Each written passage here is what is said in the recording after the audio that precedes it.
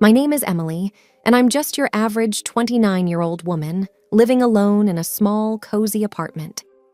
Today, I'm sitting at my dining table, staring at the phone. It's been ringing on and off for the past hour, but I can't bring myself to answer it. It's Mark, my fiance, wanting to talk about meeting my parents. The thought alone makes my stomach turn. Mark's voice comes through the voicemail again. "Hey, Em, just checking in. We really should plan on meeting your folks soon. Call me back, okay?" I let out a sigh and look around my apartment. It's nothing fancy, but it's mine. The walls are lined with bookshelves, and a small balcony overlooks the city. It's my little haven, far away from the memories of my childhood. Growing up wasn't easy. My dad left us when I was 5. I still remember the day he walked out, suitcase in hand, not even a backward glance. Mom changed after that. She became distant, cold, and often angry. And somehow, I always seemed to be the target of her frustration. 2 years after Dad left, Mom remarried. My stepdad, Rick, was actually a decent guy. He tried to make things better, but Mom's attention was all on my little half-sister, Lily. Lily was everything I wasn't, or at least that's how Mom made it seem. She was showered with love and affection, while I was just there. I was snapped out of my thoughts by another call. It was Mark again. I finally picked up. "Hey, Mark," I said, trying to sound cheerful. "Emily, I've been trying to reach you. So, when can we plan to meet your parents?" Mark's voice was full of excitement, oblivious to my hesitation. I'm not sure, Mark. It's complicated," I replied, fiddling with a pen on the table. "What's complicated?" "It's just dinner, Em. I really want to meet the people who raised my incredible fiancé." I let out a forced laugh. "You wouldn't say that if you knew my mom. She's a lot to handle." Mark went silent for a moment. "Is everything okay, Em? You know you can tell me anything." I took a deep breath. "It's just that my mom and we don't really have the best relationship. She's always been hard on me. It's nothing like your family." Mark's voice softened. "I'm here for you, Emily. We'll figure this out together. Maybe it's time to face this, you know?" I knew he was right, but the thought of facing my mom, of exposing Mark to her sharp tongue and cold demeanor, terrified me. "Yeah, maybe," I said, not entirely convinced. "Let's talk about it later. I need some time to think." "Okay, Em. I love you. You know that, right?" "I know, Mark. I love you too." Sitting in my apartment, my mind wanders back to those early years after Dad left. They were tough, to say the least. Mom's whole world seemed to crumble, and her heartache turned into anger that was often directed at me. I remember one particularly hard day. I was 7, trying to do my homework at the kitchen table. Mom was pacing around, her face tight with worry and frustration. "Emily, can't you see I'm busy? Stop making that racket with your pencil," she snapped suddenly. I looked up, startled. "Sorry, Mom," I mumbled, trying to be quieter. It wasn't long after that when Mom met Rick. He was different, kind, and gentle. But Mom changed when she was with him. She seemed happier, but that happiness never really reached me. When Lily was born, it was like I became invisible. One evening, I overheard Mom talking to Rick in the living room. I wasn't meant to hear, but I did. "She's just so difficult, Rick. Nothing like Lily. I don't know what to do with her." Mom's voice was full of frustration. I felt my heart sink. Even then, I knew she was talking about me. Rick tried to reason with her. "She's just a kid, Helen. She needs your love, not your disappointment." But Mom wouldn't listen. "She reminds me too much of him," she said bitterly. That night, I cried myself to sleep. It was clear I wasn't the daughter she wanted. As I got older, the gap between us only widened. When I was around 10, I remember trying to show Mom a drawing I'd done in school. "Look, Mom, I got an A on this," I said, holding up my artwork. She barely glanced at it. "That's nice, dear. Go show Rick. I'm busy." But Rick was different. He took one look at my drawing and smiled. "This is fantastic, Emily. You're really talented." I remember how warm his praise felt, but it couldn't fill the void left by Mom's indifference. Those years were a blur of feeling like I didn't belong, like I was an outsider in my own home. Mom was always quick to point out my flaws, especially as I hit my teenage years. It was a constant stream of, "Don't slouch," "That outfit is unflattering," or "Why can't you be more like Lily?" My teenage years were like navigating a minefield, always cautious, trying not to set off another round of criticism or disapproval from Mom. I was 15 when the weight of her words really started to bear down on me. One evening, I was getting ready for a school dance. I had picked out a dress I thought looked pretty good on me. I twirled in front of the mirror in my room, feeling a rare moment of confidence. "Mom, can you help me with my hair?" I called out, stepping into the living room. Mom looked up from her magazine, her eyes scanning me up and down. "You're wearing that? It's a bit snug, don't you think? You should really watch your weight." Her words hit me like a slap. I thought it looked okay," I stammered, my confidence shattering. Mom sighed, standing up. "Let me do your hair. Maybe it'll draw attention away from your figure." I sat there in silence, feeling small and ashamed, as she roughly pulled my hair into a style. School wasn't much of an escape either. One day, I was sitting with a few classmates at lunch, talking about our families. "So, Emily, what's your mom like?" one of the girls, Sarah, asked casually. I hesitated, not sure how to answer. She's strict, very particular about things." Sarah seemed to sense the tension in my voice. "Hey, it's okay. Moms can be tough. Mine's always on my case about grades." I forced a smile, appreciating her attempt to relate, but inside, I felt that my situation was different, more isolating. Back at home, things got even more strained when I started to show interest in boys. One time, I had a guy from school, Jake, come over to study. He was nice, funny, and I kind of liked him. We were in the living room, working on a project, when Mom walked in. She gave Jake a cold look before turning to me. "Emily, make sure you're actually studying and not distracting the boy with your silly crushes," she said, loud enough for Jake to hear. I was mortified. Jake looked uncomfortable, and the air was filled with awkwardness. After he left, I confronted Mom. "Why did you have to say that in front of Jake? It was so embarrassing." Mom shrugged, unfazed. "I'm just stating the obvious, Emily. Besides, boys like him aren't interested in girls with your build." Her words stung deeply, and from that point on, I was even more cautious about bringing friends, especially boys, home. During those years, I often sought refuge in Rick, my stepdad. He was always kinder, more understanding. One evening, when Mom was out, I opened up to him. "Rick, do you think I'm unattractive?" I asked hesitantly. Rick looked surprised. "Emily, you're beautiful. Don't ever let anyone make you feel otherwise, not even your mom." By the time I hit my early 20s, my experiences with Mom had left a deep imprint on my confidence, especially when it came to relationships. I was always second-guessing myself, wondering if I was good enough. I remember dating a guy named Alex during college. He was sweet and seemed to genuinely like me. One day, I decided to introduce him to my family, despite my reservations about Mom. We were having dinner at my parents' house. Rick was his usual welcoming self, but Mom was another story. She had this way of giving backhanded compliments that could cut you down to C's. "So Alex, what are you studying?" Mom asked, passing the salad. "Engineering," Alex replied, smiling.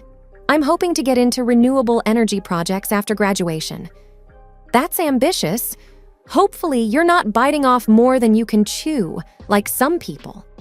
Mom glanced at me as she said this, an obvious jab at my past academic struggles. I felt my face heat up with embarrassment. Alex seemed to sense the tension, but tried to keep the conversation light. The evening went downhill from there. Every time I said something, Mom found a way to twist it into a criticism. When Alex and I were leaving, I apologized profusely. "I'm so sorry about that, Alex. My mom can be difficult." Alex squeezed my hand. "Hey, it's not your fault, but it does make things a bit complicated, doesn't it?" I knew what he meant. The relationship eventually fizzled out. It wasn't just about that night, but it was a pattern. My insecurity, fueled by Mom's constant belittling, made it hard to maintain a healthy relationship. Fast forward a few years, and I met Mark. He was different, kind, patient, and he had a way of making me feel valued. But the scars from my past were always lurking beneath the surface. One evening, we were at my apartment, talking about our future. "Emily, I love you, and I want us to have a future together," Mark said, holding my hands. "I love you too, Mark, but I'm scared. My past, my mom, it's all so messy. I don't want to drag you into my issues." Mark looked into my eyes. "Your past doesn't define us. Yes, it's part of you, but it doesn't have to dictate our future. We'll face it together."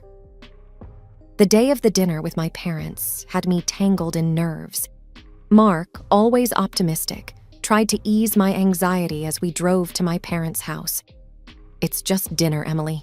It'll be okay," he reassured me, but my stomach churned with unease. We were greeted at the door by Rick, his warm smile a small comfort. "Emily, Mark, welcome. Come on in," he said cheerfully. Mom was in the kitchen, and as I saw her, I felt a familiar tension grip me. She managed a polite smile for Mark, but her eyes were distant. "Dinner's nearly ready. Why don't you both sit down?" she said, gesturing towards the dining table. The atmosphere was strained as we all sat down. Rick tried to lighten the mood, engaging Mark in conversation. "So, Mark, what do you do for a living?" Mark, unaware of the undercurrents, answered cheerfully. "I actually own a company. We specialize in environmental consulting." I saw a flicker of something in Mom's eyes at his response. Was it interest? Or maybe even greed? It was hard to tell. "That sounds impressive," Mom said, her tone suddenly more amicable. "A company owner, no less. You must be doing quite well for yourself." Her words had an edge, and I felt a familiar pang of discomfort. The rest of the dinner progressed tensely, with Mom alternating between subtly belittling me and praising my younger sister Lily, who wasn't even present. Every now and then, she would direct the conversation back to Mark, asking about his business and future plans. Each time, I saw that same glint in her eyes, like she was assessing his worth, not just as a person, but for what he could offer. As we left that evening, I felt a mix of relief and frustration. The ride home was quiet until Mark broke the silence. "Your mom seems interested in my business. A bit too interested, maybe?" I sighed, feeling drained. "Yeah, she has a way of evaluating people." "I'm sorry, Mark. This is just how it's always been." Mark squeezed my hand, his support unwavering. "We're in this together, Emily. Remember that." The next morning, after the dinner, I was still reeling from Mom's comments when Mark's phone rang. It was an unknown number. I watched as his expression changed from curiosity to shock. "Hang on. What did you just say?" Mark asked, his voice rising in disbelief. I could hear a faint, muffled voice on the other end, but couldn't make out the words. Mark hung up, his face a mix of confusion and anger.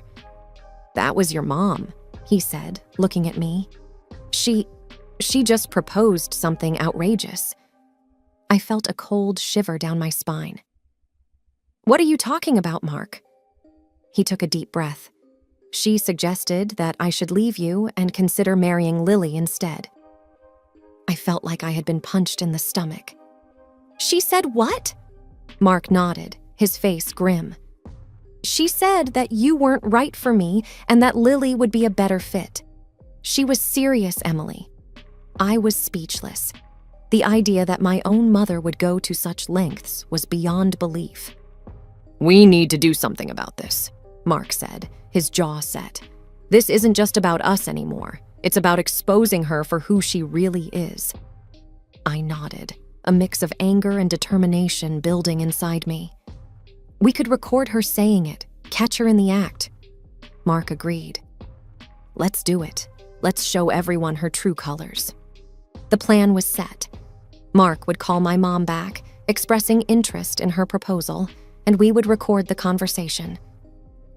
That evening, we sat in my living room, the phone on speaker. Mark dialed my mom's number, and I hit record on my phone. "Hello, Helen. It's Mark," he said, his voice calm but firm. "Mark, darling, I'm so glad you called back.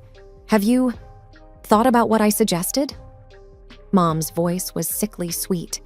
Mark played along. "Yes, I have. It's an interesting idea.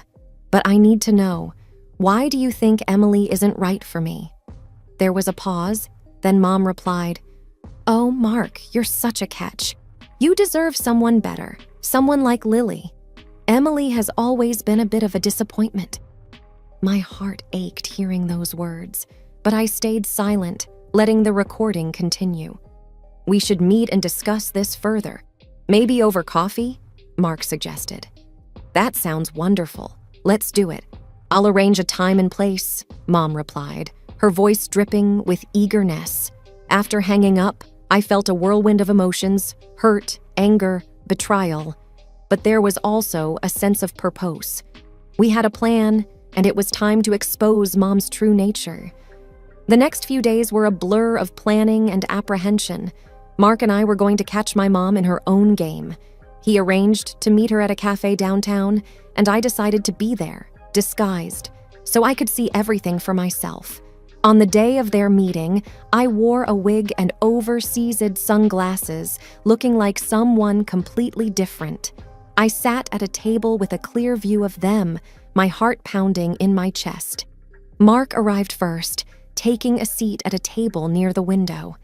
A few minutes later, Mom showed up, looking around before spotting Mark and walking over with a confident smile. "Mark, so good to see you," she said, sitting down. "Thanks for meeting me, Helen," Mark replied. "So, about your proposal..." Mom leaned in, her voice low. "I think it's for the best, Mark. Emily is not suitable for you. Lily, on the other hand, is perfect. She's everything Emily isn't." I felt a lump in my throat, listening to her words. Mark glanced in my direction, giving a subtle nod to indicate the recorder was on. "But why are you so against Emily?" Mark asked, playing his part perfectly. Mom sighed. "Between us, I never wanted Emily. Her father left, and she just reminds me of all the bad times. Lily is my real daughter, the one I actually care about." My hands were shaking under the table. Hearing Mom's words, so cold and heartless, was like a knife twisting in my gut. Mark changed the topic, discussing random things to keep the conversation going while the recorder captured every word. After about 30 minutes, they wrapped up, with Mom looking pleased with herself. As soon as Mom left, I removed my disguise and joined Mark. "I can't believe she said those things," I said, tears welling up in my eyes. Mark took my hands. "I'm so sorry, Emily, but now we have proof. What do you want to do with it?" I took a deep breath, feeling a mix of sadness and determination. "We expose her, Mark, at the next family gathering. Everyone needs to know the truth." Mark nodded, his expression resolute. "We'll do it together. It's time everyone saw the real Helen." We left the cafe with a plan in mind, a plan to finally reveal my mom's true colors to everyone, especially to Rick, who had been in the dark for far too long. The tension was thick in the air as we all gathered at my parents' house for what was supposed to be a routine family dinner. Little did everyone know, Mark and I had a revelation planned that would change everything. As we sat down to eat, my mom, with a triumphant look in her eyes, couldn't hold back. Emily, I have some news. Mark has seen the light. He's left you and is now interested in your sister, Lily. Lily's smile broadened across her face, a mirror image of Mom's smug expression. Rick, sitting beside them, looked absolutely shocked, his fork halfway to his mouth. "What are you talking about, Helen?" Rick asked, his voice filled with disbelief. Before Mom could elaborate, Mark caught my eye and winked subtly. It was our cue. I reached into my purse, pulled out my phone, and pressed play. The room fell silent as the recording of Mom's conversation with Mark filled the air. I never wanted Emily. Her father left, and she just reminds me of all the bad times. Lily is my real daughter, the one I actually care about. As the recording continued, Mom's face turned pale, her eyes widening in shock. Rick looked at her, disbelief etched on his face. What is this, Emily?" Rick stammered, his voice filled with hurt. I looked directly at Mom. "That's you, talking to Mark, telling him to leave me for Lily, telling him how little you think of me." Mom tried to interrupt. "Emily, this is nonsense. You're just trying to—" "No, Mom," I cut her off, my voice steady despite the turmoil inside. "For once, you're going to listen. I only married Rick out of desperation. If I hadn't had Emily, I could have found someone richer, smarter, more promising. She's always been a burden." As the recording ended, the room was heavy with silence. Rick turned to Mom, his expression a mixture of anger and heartbreak. "Helen, is this true? Did you really say these things?" Rick asked, his voice trembling. Mom was at a loss for words, her usual composure shattered. Rick stood up, pushing his chair back. "I can't believe this. All these years, I had no idea." He looked at me, his eyes full of sorrow. "I'm so sorry, Emily. I had no idea." Mom finally found her voice, but it was weak, defensive. "Rick, I didn't mean it. It was just talk." But Rick wasn't having it. "No, Helen, this is unforgivable. I need to think about all of this." He left the room quickly, leaving a heavy silence behind. Mom broke down, sobbing, her usual composed demeanor shattered. Lily sat frozen, her eyes darting between Mom and the door where Rick had exited. Mark took my hand, giving it a reassuring squeeze. "You did the right thing, Emily." I nodded, feeling a mix of relief and sadness. It's over. It's finally over. In the following weeks, Rick filed for divorce. I didn't speak to Mom or Lily again. It was painful, but it was a necessary closure. Mark and I got married in a small ceremony. Rick was there, smiling through his tears. He was the only family I needed. As I stood there with Mark, I realized that I was finally free from the shadows of my past. I had found love, not just with Mark, but within myself. For the first time in my life, I felt truly happy and at peace.